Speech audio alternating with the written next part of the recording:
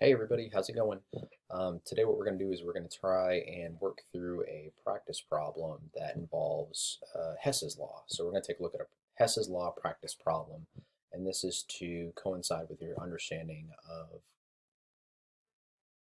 thermochemistry or thermodynamics. All right, so here's a very common problem that you can see when you're working through Hess's law. It reads, given the following equation and delta H naught values given below, determine the heat of reaction at 298 Kelvin for this particular reaction. And we're given a balanced equation, but then we're also given some pretty interesting equations underneath here as well too. And these are the ones that we're going to kind of use to help us solve this particular problem. So we like to apply a little vocabulary here. So I like to call this our target equation. This is the one that we're solving for. This is kind of what we're basically aiming for in this particular problem here. We know that this is a Hess's law problem because there's more than one equation that's given to us to help us basically determine what the enthalpy of this reaction is. Remember, Hess's law in essence says that the enthalpy change accompanying a chemical change is independent of the route by which the chemical change occurs. This all works because enthalpy, like entropy, and like free energy are all state functions, so we can add them together.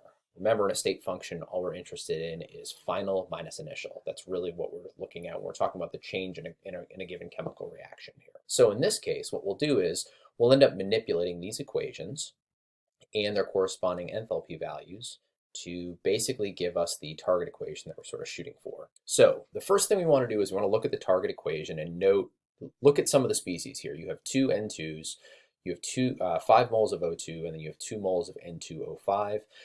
I like to pick the one that's kind of the random species in here. So I'm going to go with N2O5. And so I look at here, I see that N2O5 is on the product side of the target equation. We see it appears in the 1, 2 second equation down here, N2O5. We need to get this into the product side of the equation. So the way to do this is we're going to go ahead and flip this equation, which we did down here, but then we also multiplied it by 2. And there's a reason we did this. Notice how there's 2 moles of N2O5 here, and there's only 1 mole of N2O5 here. So not only do we flip the equation, remember we can do that with state functions. Flip the equation and we're going to multiply everything by 2. And when we do that, we end up with a new equation here. It says 4 HNO3s gives us 2 N2O5 plus 2 H2Os, 2 waters in the liquid states. We take into account the fact that we have manipulated this equation mathematically by doing whatever we did to this equation. We do the same thing to the delta H that's given in the problem. So delta H, we multiplied everything by 2, and then we flipped it. It was a negative 73.7. Now we make it a positive 73.7. And when we do that, we end up with 147.4 kilojoules worth of energy. The next strategy involves looking for another species in the target equation. And so we see that we have 2 N2s that are right here, and we see that N2 appears in the gaseous state in the third equation. So what we're going to do here is we see that they're both on the reactant side, so we don't have to worry about flipping the equation. That's kind of nice. We have 2 N2s in the product or in the target equation. There's only 1 N2 that's present in equation number 3. So to solve that, to fix that problem, we're going to go ahead and take equation 3 and multiply everything by 2. And when we do this, we end up with 2 N2s plus 6 O2s plus 2 H2s gives us 4 HNO3s. And again, we can do this mathematically. Since we use equation 3, we can use the corresponding delta H value for equation 3. So now, since we doubled the amount of everything that was in equation 3, we can do the same thing to the enthalpy as well too. So we say delta H, we're going to take 2 times whatever the value we were given, negative 348, and so we multiply these two together and we get negative 696.4 kilojoules worth of energy. So how do we know how far we've come in this problem? And so the way that we can do this is we can pause temporarily and actually see what progress we've made. Hess's law says that we should be able to add these equations together, and that's exactly what we're going to do right here. So we're going to take our 2 manipulated equations that we have, and we're going to, in essence, add them together and see if the result of that gives us the target equation that we're shooting for. The way we do this is we're going to go ahead and add everything that's on the reactant side for both equations. We're going to add all that together, and then we're going to add everything that's on the product side of the equations, add that together, and then we're going to simplify that resulting equation and see if it comes anywhere near what we expect to see for the target equation. We get kind of a big, long, ugly looking equation here. You'll notice there's there's at least one species in here that repeats itself. So we see 4 HNO3s on this side, and then on the other side we see another 4 HNO3s. So we're going to treat this the same way we would treat a mathematical expression. We're going to go ahead and cancel those out. And so the end result is that this is going to simplify down to 2 N2s plus 6 O2s plus 2 H2s plus 2 N2O5s plus 2 H2Os. And we can see that that is not exactly what we're looking for. There's a couple problems. There's a few things that we've done right, but there's a couple problems with this. So we see that we have the 2N2O5. We see that we have O2s that are on the reactant side. But the problem with that, though, is we have 5 in the target. We only have 6, and we have more than that. We have 6 in the reactant side. We also have 2 N2s on the reactant side, and then 2 N2s in the resulting equation down here. So we're on the right track. There's another couple problems too. We have 2 H2s that are here. We have 2 H2Os that are there on the reactant side. So the question is, how do we fix those?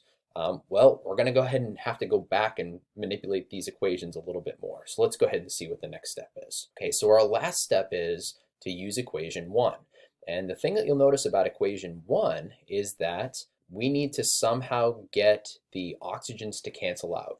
And the way that we can do this is by taking equation 1, basically just flipping it. So we're going to take this equation 1, and when we flip it, water will now, it was on the product side, now it's on the reactant side when we flip it, and then H2 and O2 are now going to be on the product side. And remember, we're going to change the sign of delta H as well. So it's negative 571.6 now. We're going to go ahead and make it positive because we flipped the equation. And now when we go to reorganize these equations a little bit here, we'll go ahead and align the arrows so you can see all the reactants get added together, all the products get added together.